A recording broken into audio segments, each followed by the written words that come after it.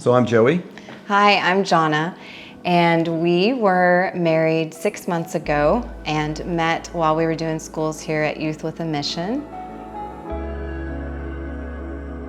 I came to YWAM as a single mom, but back when my son was 5 years old, I was radically saved by the Lord, and He had delivered me from alcohol, and so I immediately said yes to follow the Lord. Because of the miracle that was taking place in my life, and He began transforming my heart and teaching me how to parent my son, Brody. And it was several years of going through this process of living for Him and learning how to rely on Him that God started stirring my heart to want to do more for Him in serving Him. And so I found out about Youth with a Mission. And it took about 6 months of really praying and seeking the Lord on what to do and if this was the call for me and Brody. And I felt like that's where God was leading us. So I said yes to Youth with a Mission, and more specifically to Crossroads, where I was going to be learning more about who God is, but also how I could serve Him, but also how Brody could serve Him. Me being identified as a single mother in the world today, I was trapped in the statistics of what the world said that my son would be and who I was. But during spiritual warfare, we were reading a scripture and I started sinking down in my chair thinking that I am the single mom. We're a broken home. I am the reason my son is fatherless, and I didn't want to listen. But I really felt stirred by the Lord, who was telling me to sit up and pay attention, and so I did. And after that, I had this revelation of what God was doing in my life and in Brody's life. So I ran back to the dorm to tell him the story. And in that moment, it was the first time that I had actually repented to my son and asked him to forgive me for living the sinful life I had lived before and making him fatherless, basically. And Brody, of course, being who he is and who God was making him to be, he forgave me. And then in that moment, Brody and I actually forgave his biological father for the first time. In that moment, we also prayed for the first time for Brody to have a father and for me to have a husband.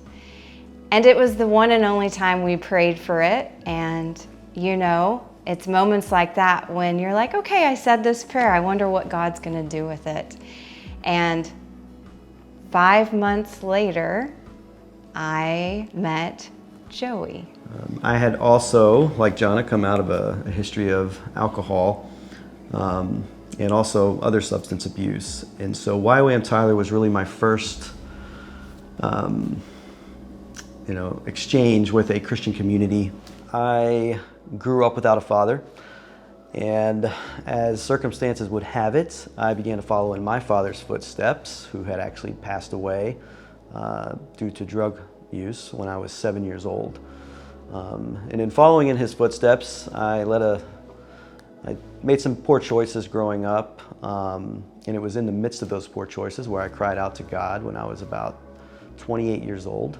So I came, got some training, and I got to really see missions is more than just traveling to a nation and, praying with homeless children or orphans and widows. There's, a lot of different facets to living missionally. YWAM offers opportunities into, combating human trafficking, Bible translation, mercy ministries, all sorts of things. And so I really got to taste a lot of that. And it was during that time that I met Jonna, and she fell in love with me right away, and I had to tell her to back off a little bit. Stop. As a mother raising her son on her own, the one thing that began really stirring my heart and I felt was God was the love that I could see Joey and Brody were developing for one another.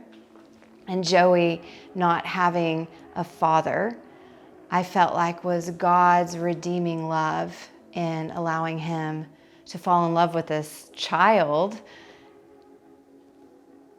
that he never really knew he wanted, I guess.